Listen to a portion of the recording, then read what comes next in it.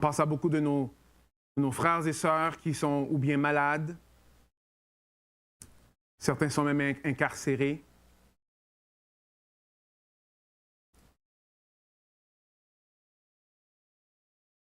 Père éternel, je te prie d'être leur soutien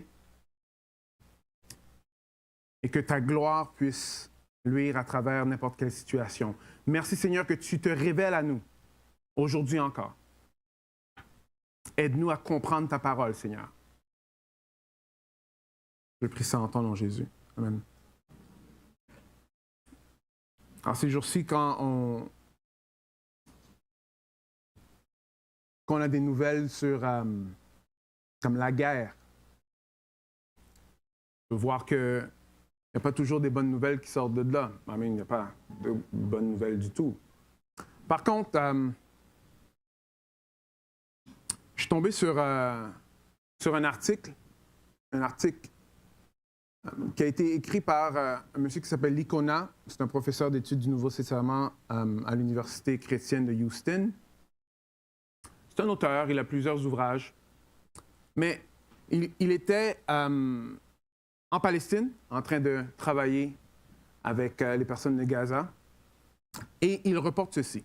Il dit, au cours des 2 derniers jours, nous avons apporté notre aide à des centaines de pères qui ont perdu la plupart, voire leurs enfants dans la guerre. Pendant que nous mettions ces hommes à l'abri, nous les avons nourris, lavé leurs vêtements et commencé à leur lire la Bible, partageant avec eux le chemin que donne la paix en Jésus-Christ. Ensuite, alors c'est là que ça poursuit, un grand miracle s'est produit. La nuit dernière, Jésus s'est apparu dans le rêve. 200 personnes ont professé cette même expérience-là. Alors, ils sont revenus vers nous pour apprendre davantage à propos de la parole de Dieu et demandent tous à suivre Jésus-Christ. Alors, les chrétiens à Gaza représentent moins de 1%, mais ça, c'était comme en 2012. Alors, il y avait environ 3000 personnes. Maintenant, on pourrait dire qu'il y a moins de 1000 personnes selon la chaîne Al Jazeera. Ah, une bonne nouvelle. On dit, wow, OK. Alors, le Seigneur est toujours en train d'agir. Alors, ça, c'est un apologète. Un apologète, c'est quelqu'un qui défend la foi chrétienne. Et dans sa défense de la foi, qu'est-ce qu'il a vu? Il était là sur le terrain après. Il y a plusieurs personnes qui ont professé ces visions-là, qui les ont emmenés à Christ. Mais il y a un autre apologète, que lui est musulman, que lui a répondu avec quelques questions. Pourquoi? Parce que si vous connaissez moindrement un peu ce qui se passe dans le monde musulman, il y en a plusieurs qui viennent à connaître qui est Christ, ou ça les emmène vers des églises, à connaître davantage qui est Christ à cause qu'ils ont eu un rêve. Alors, il y en a plusieurs qui ont commencé à répondre à ça. Alors, cet apologète-là, il va dire ceci. Il me dit, mais attendez une minute. Pensez une minute. Est-ce que c'est juste des instincts? Et est-ce que les instincts sauvent? Pourquoi? Parce que plusieurs des témoignages, c'est « Oh non, je sais que c'est vrai parce que je l'ai vécu. » Alors, il remet en question ça. Alors, si ton témoignage, c'est « OK, oui, mais pourquoi c'est vrai? Parce que je l'ai vécu. » Ouais, mais OK, mais est-ce que c'est possible de vivre quelque chose qui n'est pas vrai? Est-ce qu'un rêve, c'est suffisant pour le salut? Est-ce que le fait qu'ils ont eu une vision est assez pour eux pour être sauvés? Sans parole, sans direction. Et voici la question qui se pose souvent, que j'ai entendu plusieurs apologètes musulmans le dire à des chrétiens qui ébranlent leur foi. Comment savoir si ce n'est pas le diable? Alors, c'est intéressant de comprendre que, oui, il y a plusieurs autres personnes qui disent qu'ils ont une foi. Ils utilisent des mots qui sont similaires à nous-mêmes. Et ils vont dire ceci. Alors, comment tu sais que ce n'est pas le diable? Et en plus, il va dire ceci. Dans la Bible, ça ne dit pas. Et cela n'est pas étonnant, puisque Satan lui-même se déguise en ange de lumière. Oh, OK. Est-ce que vous voyez un peu le dilemme? Cette question-là, je vais la répondre à la fin du sermon. Mais vous voyez, je pense que lui, il relève des points qui sont très importants, définitivement. Et aujourd'hui, on sera capable de voir vraiment comment que Dieu, lui, se révèle et comment que même le Père, quand il parle du Fils, comment qu'il va parler du Fils, on va voir qu'il nous pointe toujours vers la parole qu'il a révélée. Mais c'est un bon point, ça. Pourquoi? Parce qu'il y a beaucoup de religions qui ont été fondées parce que quelqu'un a eu une vision et un rêve. Entre autres, l'islam. Right? Mohamed était dans une grotte et l'ange Gabriel, à ce qui paraît, est venu lui parler. Après là, on a l'islam. Les Mormons aussi, la même chose. Les Mormons, Joseph Smith, il était dans un champ. Après, il y a un ange, l'ange Moroni, en 1823, est venu lui parler. Il a commencé les Mormons. Maintenant, c'est pas que cette église-là est basée sur un rêve, mais la façon qu'ils interprètent la Bible est basée sur une personne qui a eu un rêve. Son nom, c'est Ellen G. White, l'Église adventiste du 7e jour. Alors, Ellen G. White a rapporté des visions spirituelles qu'elle considérait comme des messages divins pour la fondation et l'orientation du mouvement adventiste. Wow! Alors, on connaît, probablement tous, un peu les musulmans, des adventistes et aussi des mormons, mais on comprend que, la source de ça, c'est qu'ils ont eu un rêve, ils ont eu une vision. C'est intéressant. Pourquoi c'est intéressant? C'est parce que nous, on veut savoir, mais est-ce que ça vient de Dieu ou est-ce que ça vient de celui qui se déguise en ange de lumière? Êtes-vous toujours avec moi? OK. Alors aujourd'hui, on va passer notre temps dans Matthieu 17. Matthieu 17, c'est l'histoire de la transfiguration.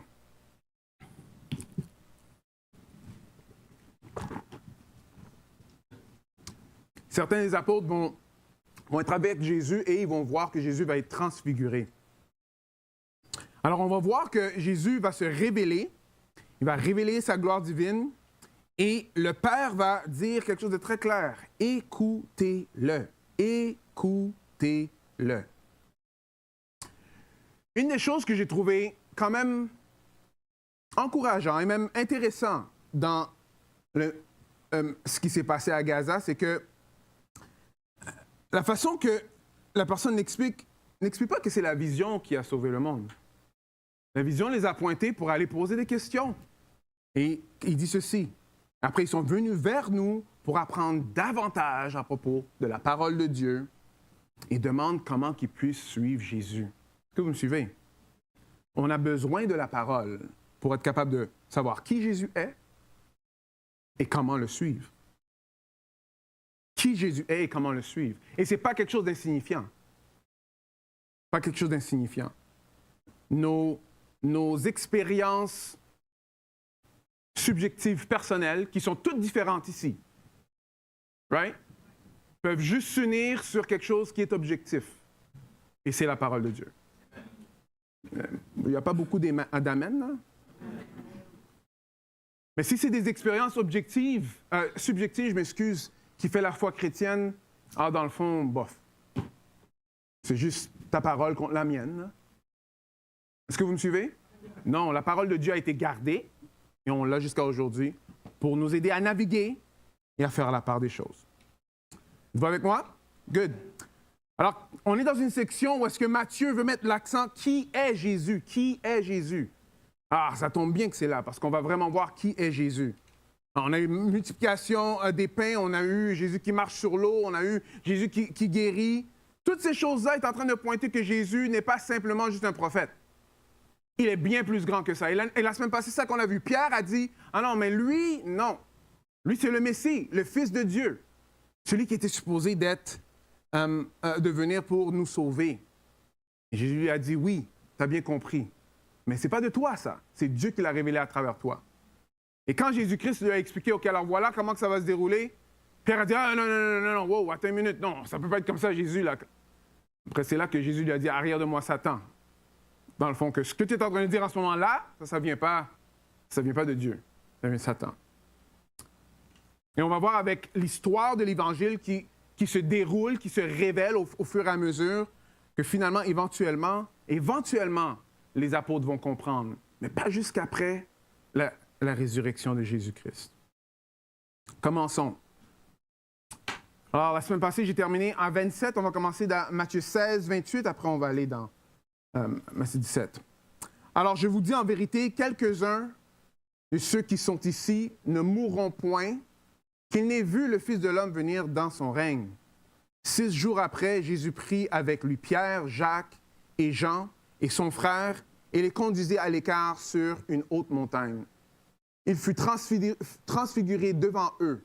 Son visage resplendit comme le soleil et ses vêtements devinrent blancs comme la lumière. Et voici, Moïse et Élie leur apparurent, s'entretenant avec lui. Très intéressant. Ici, on voit que Jésus révèle qui il est vraiment. Et c'est vraiment une révélation. C'est une révélation. Jésus va se révéler. Vous voyez, plusieurs ont de la misère avec le verset 28 parce que ça dit « Quelques-uns de ceux qui se tiennent ici ne goûteront pas la mort qui n'ait vu le Fils de Dieu venir dans son règne. » Alors, il y en a qui ont dit « Mais attends une minute, on sait que, Jésus-Christ n'est même pas encore revenu dans son règne encore maintenant, hein? Alors, et on sait que toutes ces personnes-là sont mortes. Alors, si ça dit ici qu'il y en a qui ne vont pas mourir, contradiction! Il y a une contradiction dans la Bible. Non. Il faut comprendre les choses. Alors, une des choses qui n'aide pas dans Matthieu, c'est qu'ils ont séparé les chapitres et les versets de cette façon-là. Mais on peut voir dans Marc, c'est séparé différemment. Dans Marc, on va voir que ça fait partie de l'histoire. Ici, c'est comme si ils l'ont séparé, ils l'ont mis dans le verset avant. Rappelez-vous, les chapitres et les versets ne sont pas inspirés. C'est quelque chose qu'ils ont mis après, dans les années 1800, afin que nous, on puisse être capables, non, même avant 1800, afin que nous, on puisse être capables de naviguer à travers la parole de Dieu. That's really all it is. OK? Alors ici, ce qu'on voit, c'est qu'il parle de royaume. Je pense que c'est important de comprendre que le royaume de Dieu, c'est un royaume qui commence, qui a été inauguré avec Jésus-Christ, que Jésus-Christ le Messie qui est en train de dire le royaume de Dieu est proche et qui va se consumer. Ça veut dire que Jésus-Christ va retourner à la fin des temps pour consumer le royaume. Regardez comment il répond à Pilate. Pilate lui dit, tu es un roi? Ouais, Jésus dit, OK, tu le dis, je suis roi. Je suis né et je suis venu dans le monde pour rendre témoignage à la vérité. Quiconque est de la vérité, écoute ma voix. Alors Jésus-Christ dit, moi je suis venu ici en tant que roi. En tant que roi. Et tout le monde qui est du côté de la vérité, écoute ma voix. Dans Matthieu 3, on a vu, c'est pas ça, dans Matthieu 3, tout le livre parle du royaume qui est en train de s'introduire. On va voir une des premières paroles que Jésus-Christ va dire quand il est dans son ministère, il va dire « Repentez-vous, car le royaume des cieux est proche. » Le royaume des cieux est proche. Alors, ce qu'on va voir dans la transfiguration, c'est que Jésus-Christ va révéler à ces 3 disciples-là qui il est. Et ils vont le voir dans son règne. Wow, OK, ça c'est pas n'importe qui. Non seulement que Jésus-Christ est en train de dire que le royaume son royaume est proche, mais là, il va montrer, oui, non, je suis le roi de gloire. Je suis le roi de gloire. Alors, c'est intéressant quand on voit comment c'est décrit, right? On voit ici qu'il fut transfiguré devant eux, son visage resplendit comme un soleil et ses vêtements devinrent blancs comme la lumière. Quand l'auteur parle comme ça, c'est parce qu'il essaye de décrire avec les mots qu'il a ce qu'il est en train de voir, parce que c'est tellement glorieux. Mais pourquoi c'est important? C'est parce que Jésus-Christ, lui, sa gloire est voilée pendant qu'il est sur la terre. Regardez comment que Ésaïe décrit comment que le Messie va venir. Qui Qui a cru à ce qui nous avait été annoncé? Qui a reconnu le bras de l'Éternel? Il s'est élevé devant nous comme une faible plante, comme un rejeton qui sort de la terre desséchée. Il n'avait ni quoi? Pardon? Ni éclat pour attirer nos regards et son aspect n'avait rien pour nous plaire. Jean va dire ceci, au commencement était la parole était avec Dieu, la parole était Dieu.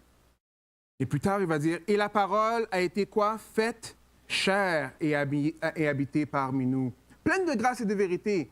Et nous avons contemplé sa gloire, une gloire comme la gloire du Fils venu du Père. Jean lui a rendu témoignage, etc. Alors, vous voyez, Jésus-Christ, il est venu en homme. Alors, plusieurs personnes, ils ont comme manqué le point. Ouais, mais t'es juste un homme comme moi. On a vu que c'est ça que les pharisiens pensaient, c'est ça que les scribes pensaient. Et même, on pourrait même dire jusqu'à un certain point, les apôtres pensaient ça aussi. Oubliez que Jésus-Christ est capable de lui tempérer la tempête. Oubliez que Jésus-Christ, il peut donner du pain.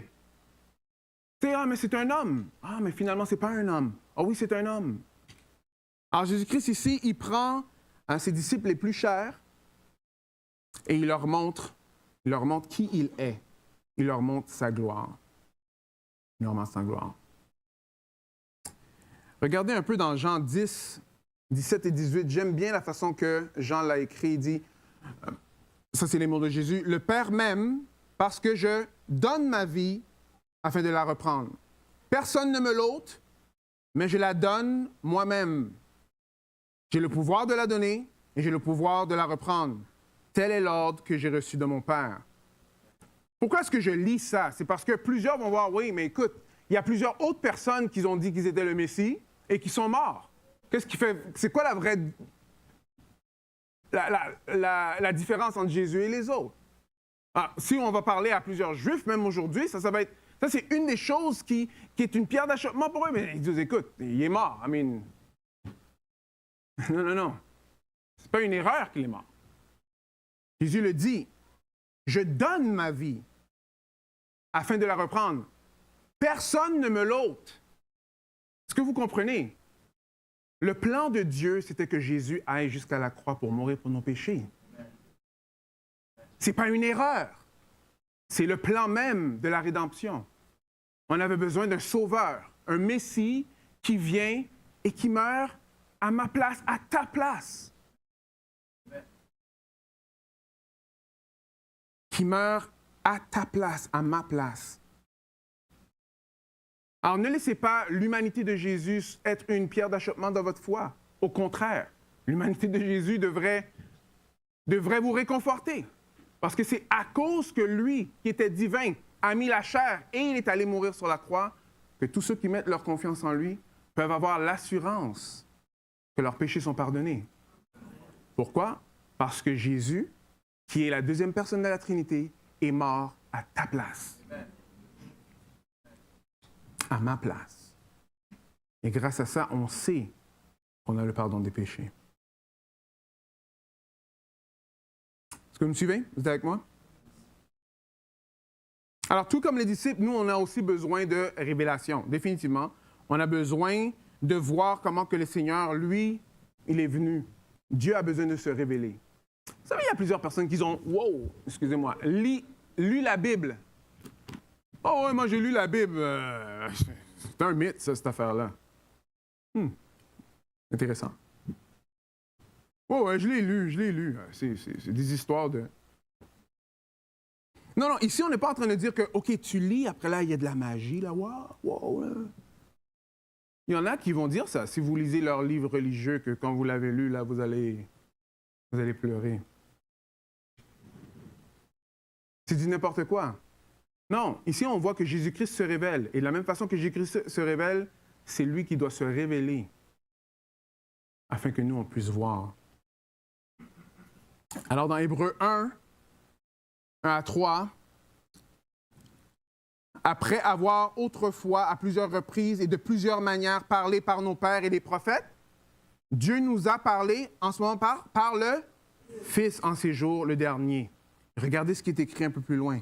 Ce Fils qui est le rayonnement de sa gloire et l'expression de son être, soutient toutes choses par sa parole puissante. Vous voyez, ici on est en train de voir clairement que non seulement que Dieu parle par le Fils, alors on a intérêt à écouter ce que le Fils a à dire. On voit que lui, c'est le rayonnement de la gloire du Père et l'expression de son être. Paul va dire ceci. Mais ils sont devenus durs d'entendement. Car jusqu'à ce jour, le même voile demeure quand ils font la lecture de l'Ancien Testament. Est-ce que vous voyez? Ils ne se lèvent pas parce que c'est en Christ que ce voile-là va disparaître. Jusqu'à ce jour, quand on lit Moïse, un voile est jeté sur leur cœur. Mais lorsque les cœurs se convertissent au Seigneur, qu'est-ce que ça dit? Le quoi? Le voile est ôté. Dieu doit se révéler, Dieu doit enlever le voile, Dieu doit faire en sorte que nous, on puisse voir.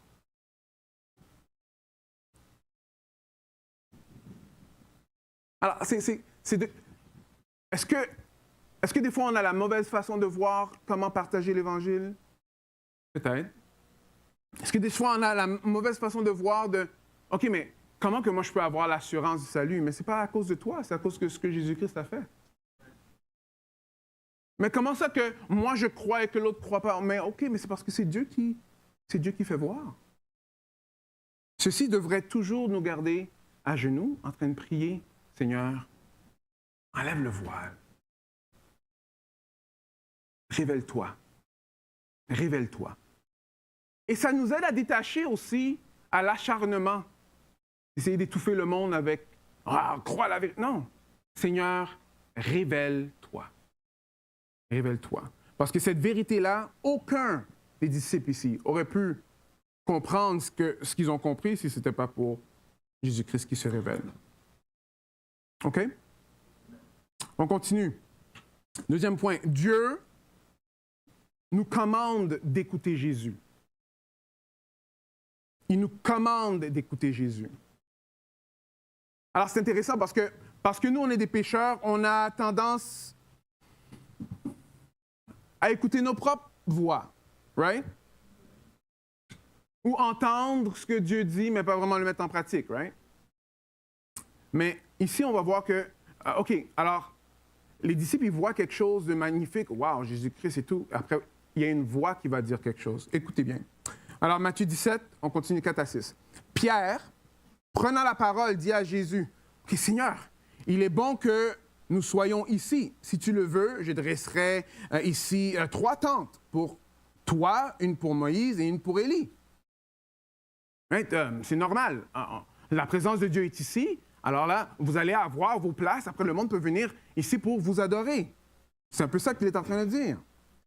Mais c'est intéressant parce que Matthieu, c'est le seul qui va le dire comme ça. Pendant que Pierre parlait, vous voyez, comme il parlait encore, la nuée lumineuse les couvrit et voici une voix fit entendre dans la nuée ces paroles. Celui-ci est mon fils bien-aimé, en qui j'ai toute mon attention et écoutez, que peut-être que vous ne pouvez pas voir. On va recommencer. Celui-ci est en qui? Écoutez-le. Alors, quand ils entendirent cette voix, les disciples tombèrent sur leur face d'une grande frayeur. Alors, il y a plusieurs choses qui se passent en ce moment. 1, Jésus-Christ, il est transfiguré. Après, il y a 2 personnages qui viennent. Il y a Moïse, après, il y a Élie. On va se poser, mais pourquoi Moïse et Élie? Hein? Un Juif, rappelez-vous que Matthieu, lui, il écrit en grande partie pour une audience qui est juive. Ils auraient catché. Moïse? Mais c'est qui Moïse? Mais Moïse, c'est celui qui, sur le mont Sinaï, a reçu la loi. Il a reçu la loi. Mais Élie, c'est qui? Élie, quand même assez intéressant. Parce que Élie, lui, il n'est pas mort. Le tourbillon l'a pris, il est monté au ciel.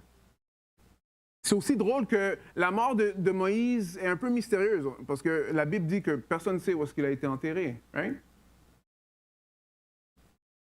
Mais Élie, une autre chose qui est intéressante, c'est que Élie, c'est comme le plus grand, un peu, prophète qui a fait tomber du ciel le feu. Jusqu'à aujourd'hui, Élie est représenté comme un des grands prophètes chez les Juifs. Alors, qu'est-ce qui est en train de se passer? C'est que la confirmation de ce que Christ a dit. Je ne suis pas venu abolir, mais accomplir. Jésus est là. Il y a Moïse qui représente la loi, Élie qui représente les prophètes. La loi et les prophètes, ça veut dire la parole de Dieu. Jésus-Christ est l'accomplissement de tout ce qui a été dit avant. C'est le Messie tant attendu. C'est le Messie tant attendu. Mais ce qui est intéressant, c'est que Dieu interrompt Pierre. Il interrompt Pierre. Et il dit, non, non, non, celui-ci est mon fils. Il y a une autre chose qu'un juif, ou n'importe qui connaît bien l'Ancien Testament, aurait catché. On va lire dans Deutéronome 18, regardez. Ah, c'est Moïse qui est en train d'expliquer ce qui va se passer dans le futur. L'Éternel, ton Dieu, te suscitera du milieu de toi, d'entre tes frères, un prophète comme moi.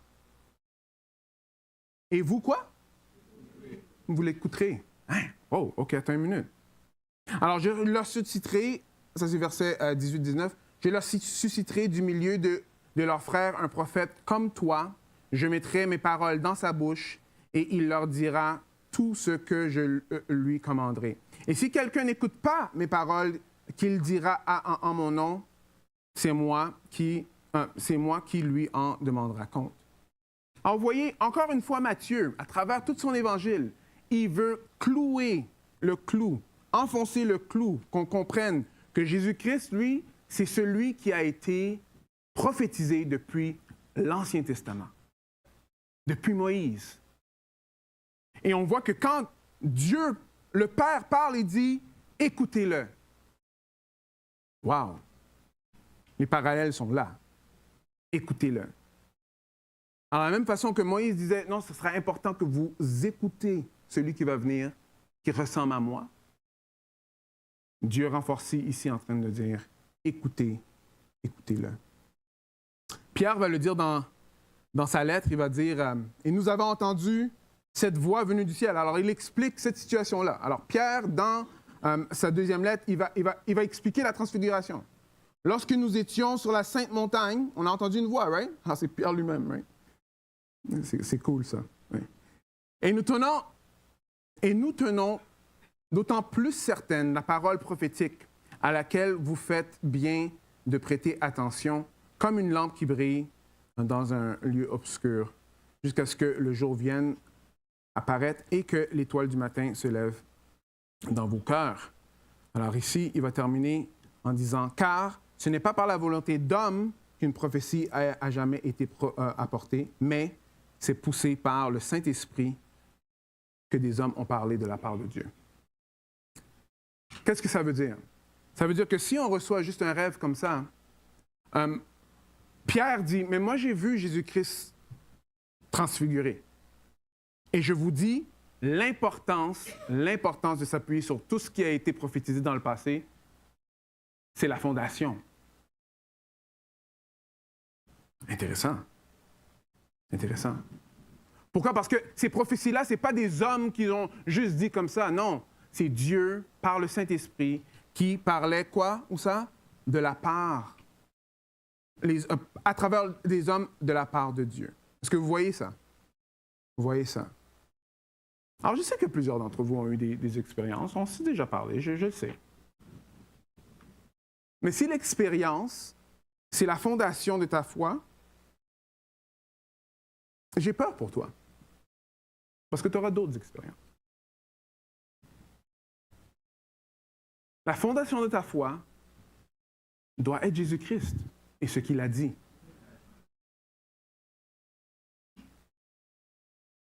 La fondation de ta foi doit être Jésus-Christ et ce qu'il a dit. Le Père dit ceci, « Celui-ci est mon Fils bien-aimé, en qui j'ai mis toute mon affection. Écoutez-le. » écoutez-le. Dites écoutez-le avec moi. Écoutez-le. L'apôtre Paul va dire dans Romains ceci. Ainsi, vous pouvez lire ensemble à haute voix. Est-ce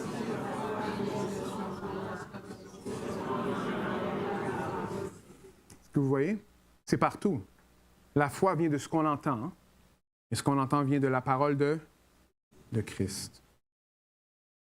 La parole de Christ.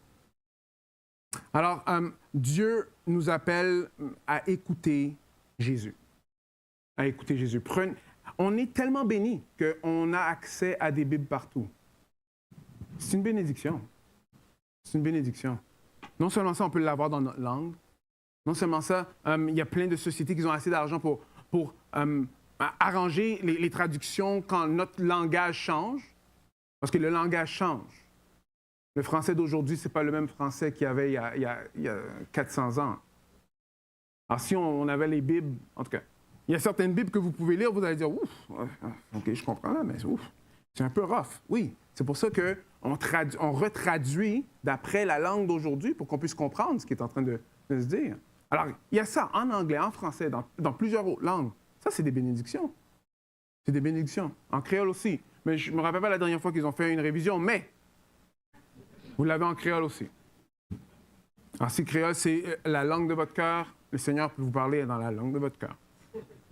Est-ce que vous me suivez? Alors, ça, c'est des bénédictions. Et vous savez, frères et sœurs et amis, souvent, les chrétiens, on prend ça pour acquis. Lire la parole de Dieu devient comme « Ah, il faut que je le fasse encore. » Wow! Non! Oui, c'est là que Dieu se révèle. Est-ce que vous me suivez? Vous voulez voir le Fils, mais c'est ça que Hébreu dit. Maintenant, on est dans les temps où est-ce que Dieu a parlé par le Fils.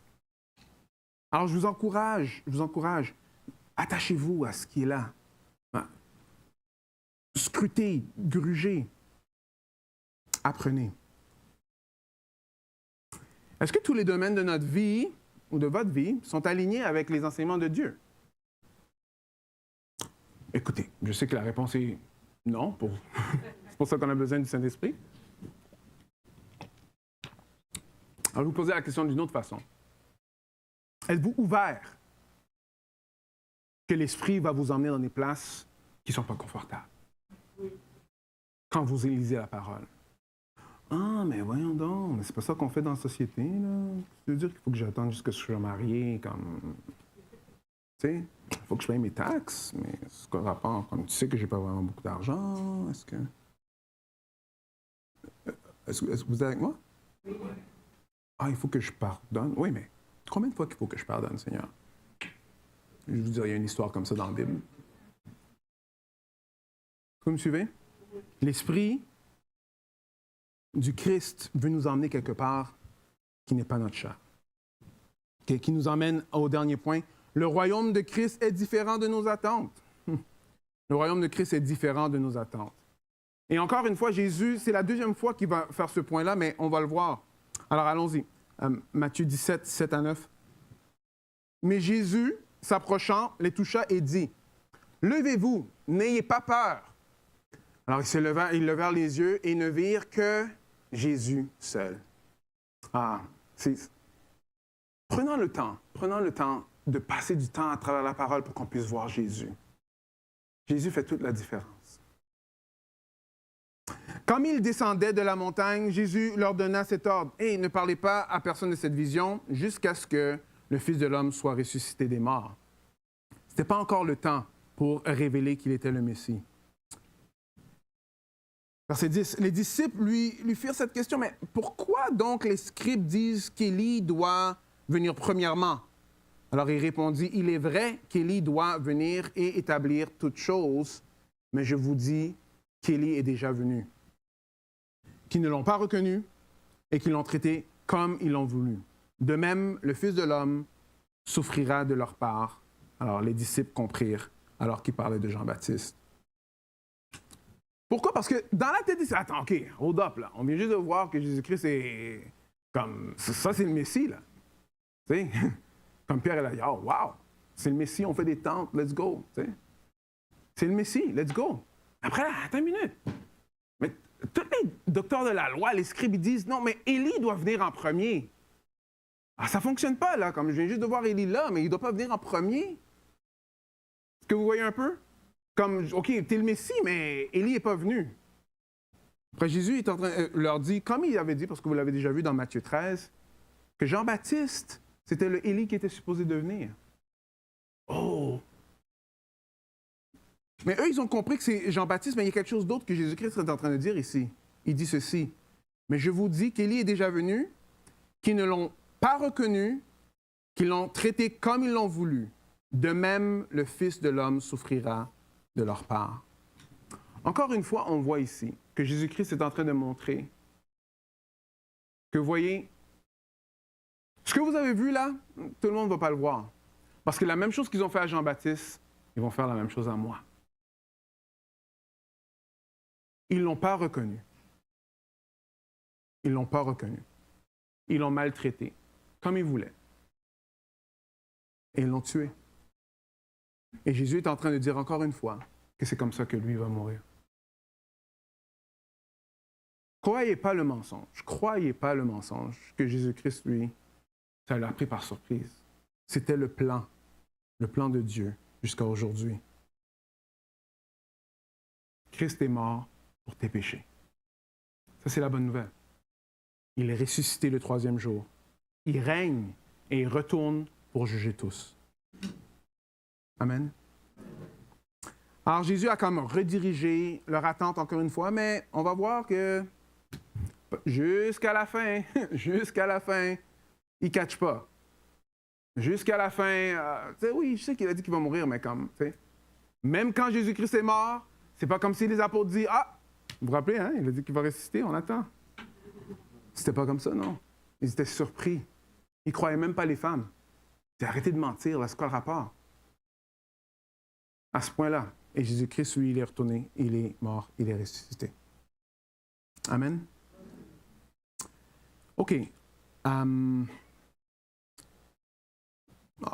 Je vais terminer par ceci. Alors oui, c'est vrai que ces jours-ci, on entend qu'il y a plusieurs dans les pays musulmans qui ont des visions de Jésus-Christ qui les emmènent à la parole de Dieu. Et quand ils apprennent à propos de Jésus-Christ, quand ils mettent leur confiance en Christ, ils sont sauvés. Vous voyez, j'ai découvert qu'il y a un autre rêve qui est assez très populaire chez les musulmans. Vous savez, c'est lequel?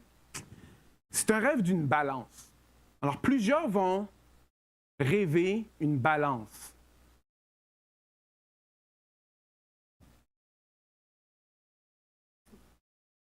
Est-ce que je fais assez de bien ou est-ce que je fais assez de mal? Pas assez de mal ou assez de bien pour faire en sorte que la balance puisse être positive. Vous savez, c'est drôle parce que je sais qu'il y a beaucoup de chrétiens mal informés et peut-être même qui ne connaissent pas l'Évangile, qui pensent de leur vie comme ça, comme une balance. Ce qui est intéressant, c'est qu'on voit dans la Bible, il y a quelqu'un il y a quelque chose qui se passe, comme une genre de vision, là. Et c'est intéressant parce qu'il y a une balance. Je vais vous la lire. Ah, c'est le fils de Nebuchadnezzar. Quelque chose se passe, ils sont en train de boire. Après, il y a une main qui est en train d'écrire sur le mur, capote. Daniel vient pour lui donner le nom de la signification de sa vision. Regardez.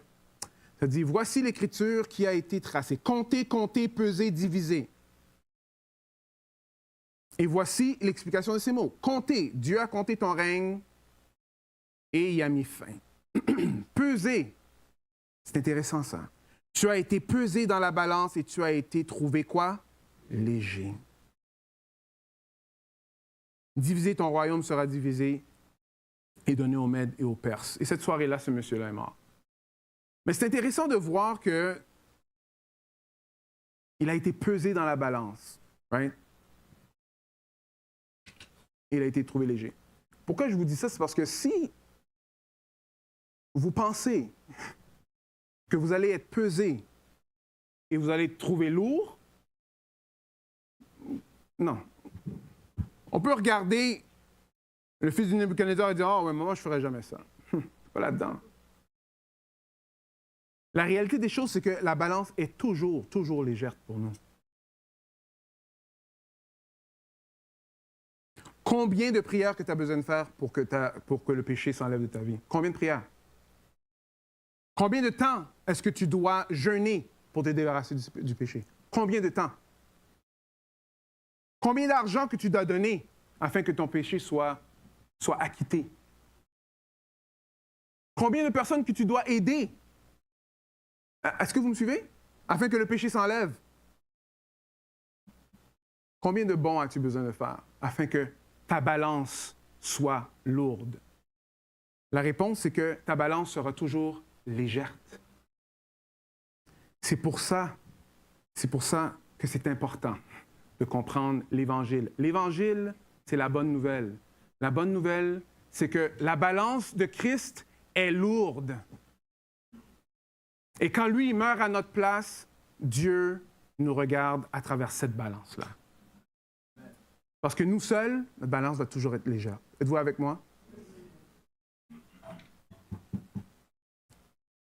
Alors, comment on peut savoir si ça vient de Satan ou est-ce que ça vient de Dieu? Paul va le dire comme ceci dans Galates. Non, pas qu'il y ait un autre évangile.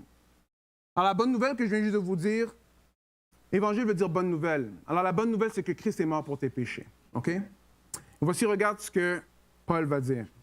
Mais il y a des gens qui vous troublent et qui veulent renverser l'évangile de Christ. Est-ce que vous voyez ça? Right? Mais quand nous-mêmes, ou quand un ange du ciel,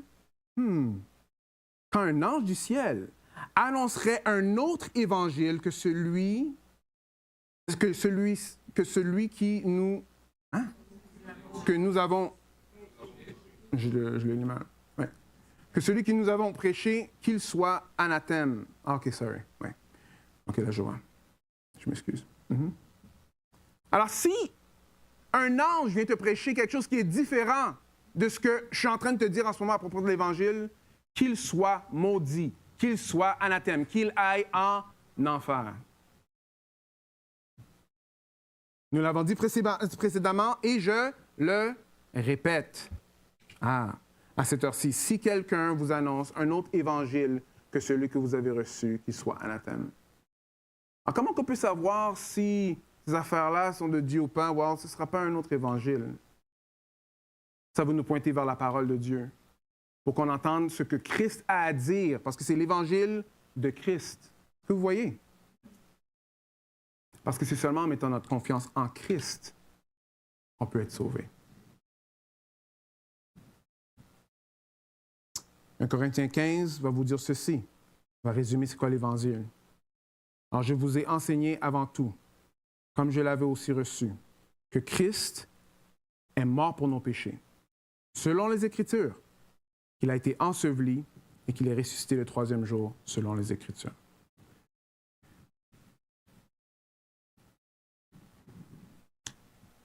Alors, je ne sais pas, même peut-être en ligne, si tu es en train d'écouter en ligne. On va avoir des expériences qui sont personnelles à nous. C'est bien, c'est beau. Il y en a qui sont bonnes, il y en a qui ne sont pas bonnes. Mais ce qui est important de comprendre, c'est qu'on doit atterrir sur ce que Christ a dit. OK? Parce que Dieu, au milieu d'une révélation, dit « écoutez-le ». Les paroles les plus importantes qu'on a à entendre, c'est les paroles de Christ. Paroles de Christ. So, soyez pas...